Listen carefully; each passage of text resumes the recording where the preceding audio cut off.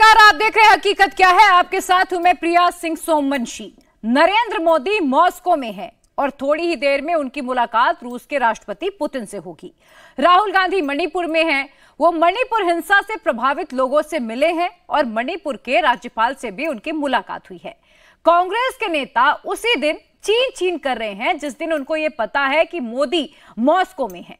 मोदी की पार्टी और उनके घोर विरोधी दोनों ने एक नया एक्सपेरिमेंट शुरू किया है। यह एक्सपेरिमेंट अगले 5 चुनाव जीतने के लिए है, 5 राज्यों में मुख्यमंत्री बनाने के लिए है। 4 जून को चुनाव खत्म हुआ तो यह लगा था कि अगले 1.5-2 महीने पॉलिटिकल माहौल ठंडा रहेगा, लेकिन हुआ क्या? उसका उल्टा हुआ। माहौल एकदम गर्म है, पॉलिटिक्स चरम पर है और इस बार पॉलिटिक्स नए तरीके से की जा रही है। जो आप देखते हैं, जो आप सुनते हैं, उससे एकदम अलग ही चल रहा है। लेकिन चल क्या रहा है, यह सवाल आपके मन में जरूर उठ रहा होगा, तो जवाब मिलेगा इस रिपोर्ट में।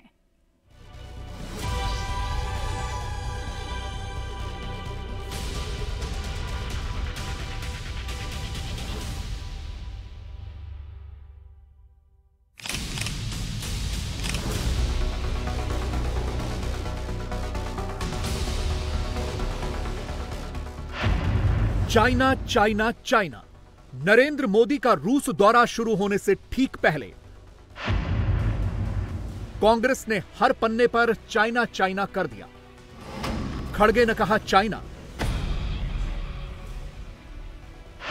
प्रियंका गांधी वाड्रा ने कहा चाइना, जयराम रमेश ने भी कहा चाइना।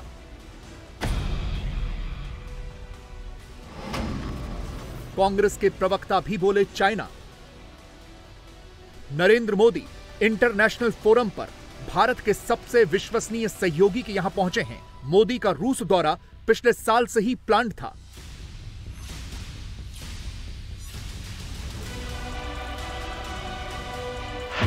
मोदी की रवानगी से पहले कांग्रेस ने चाइनीज एग्रेशन वाला बम प्लांट करके सनसनी मचाने वाला एक्सपेरिमेंट किया।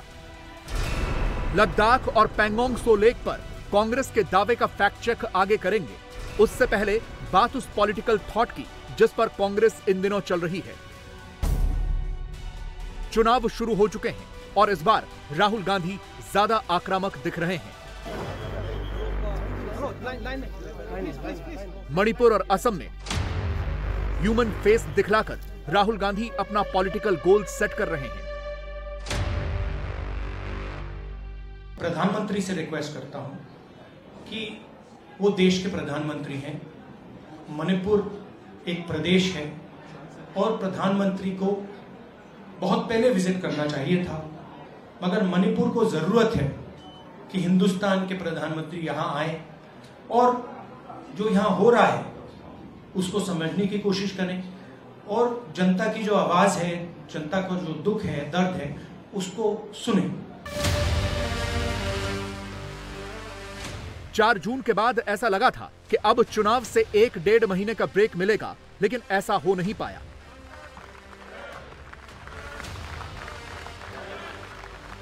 एक चुनाव खत्म हुआ और 5 चुनाव शुरू हो गए। इस साल 3 राज्यों के चुनाव तो पहले से शेड्यूल्ड हैं, महाराष्ट्र, झारखंड और हरियाणा। इनके साथ 2 और राज्यों के चुनाव इस लाइन में हैं, जम्मू कश्मीर और दिल्ली।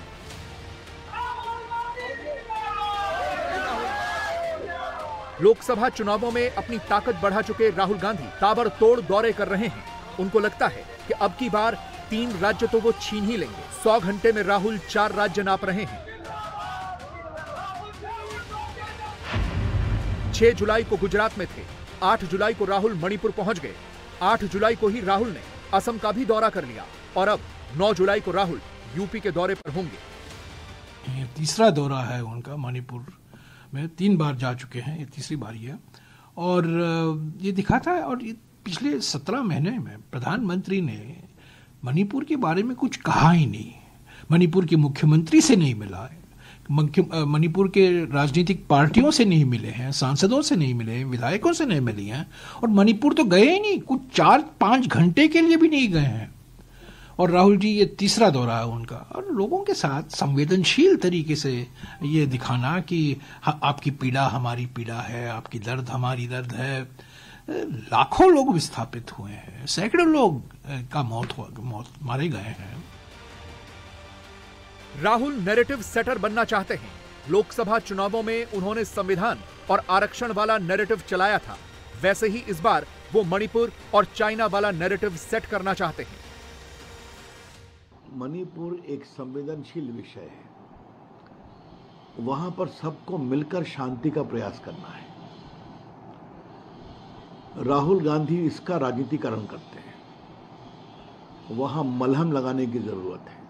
चुनाव खत्म हो गया, दोनों समुदायों को नजदीक लाने की जरूरत है। संसद ने क्या हंगामा किया, नई संसद में प्रधानमंत्री को जवाब नहीं देने दिया, उकसाया उन्होंने मणिपुर पर हमला करें। ये ठीक है क्या? अब राहुल गांधी विपक्ष के नेता हैं, उनसे कुछ जिम्मेवारी की अपेक्षा की जाती है।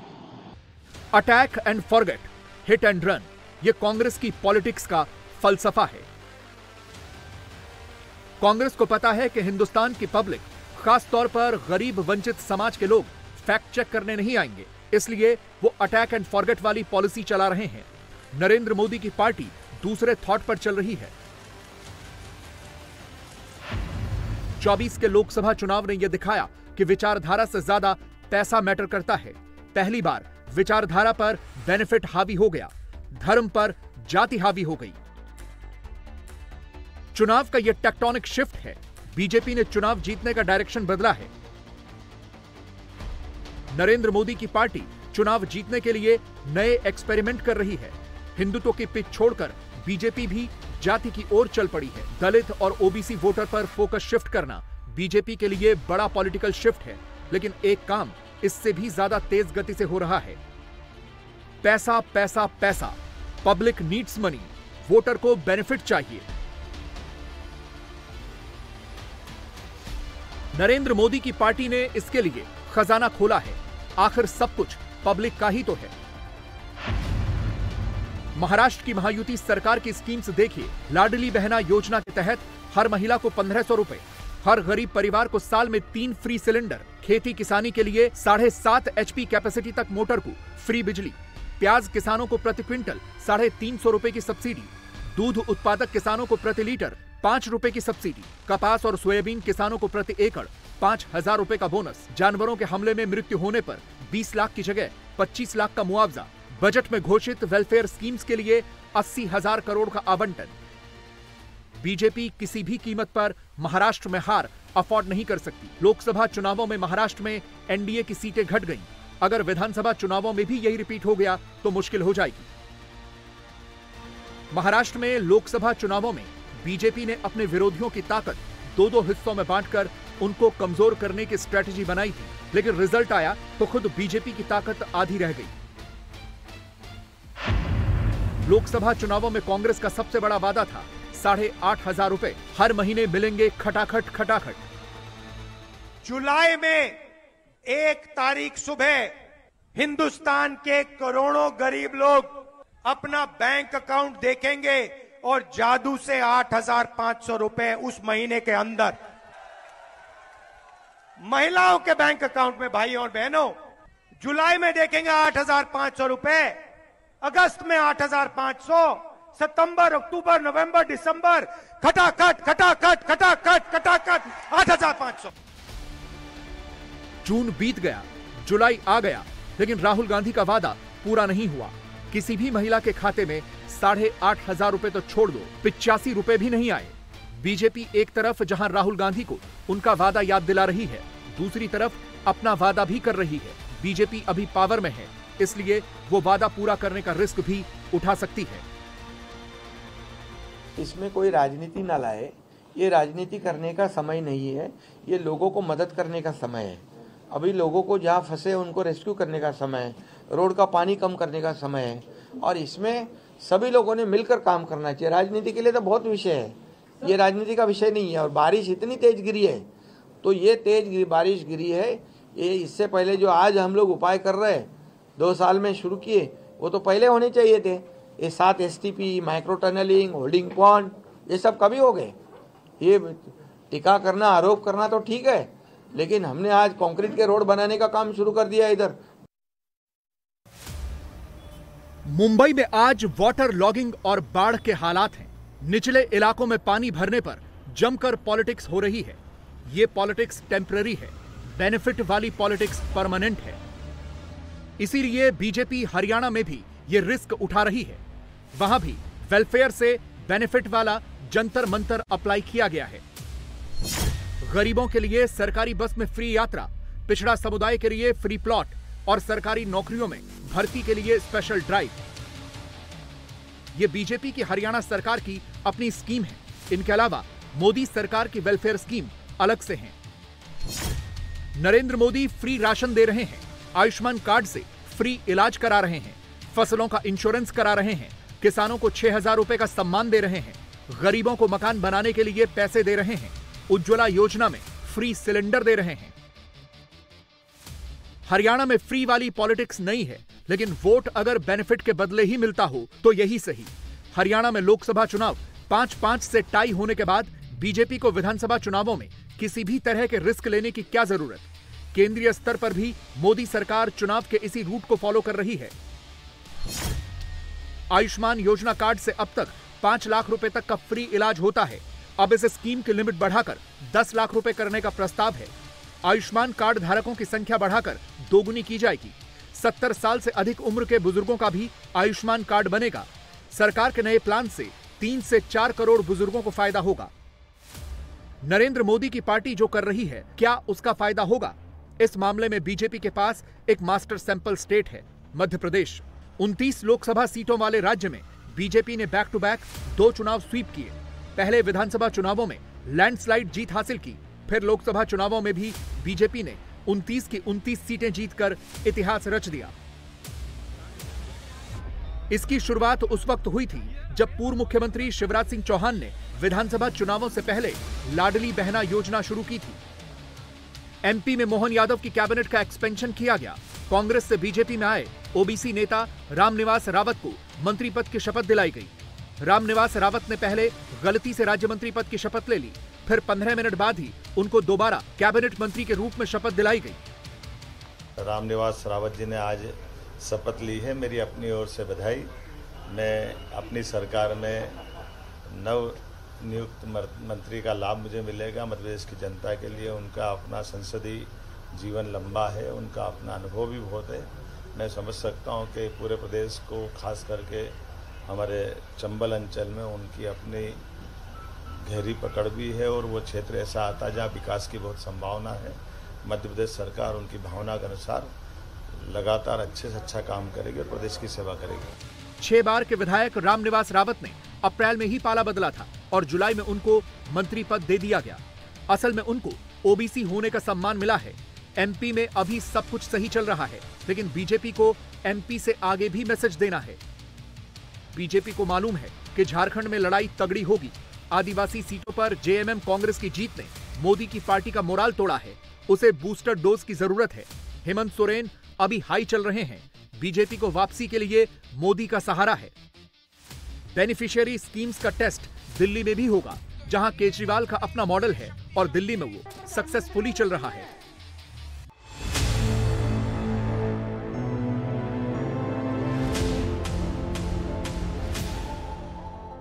नरेंद्र मोदी 5 साल बाद रूस दौरे पर मॉस्को पहुंचे तो पुतिन ने कुछ इस अंदाज में उनका वेलकम कराया। मॉस्को में मोदी को जिनपिंग से ज्यादा अहमियत मिली।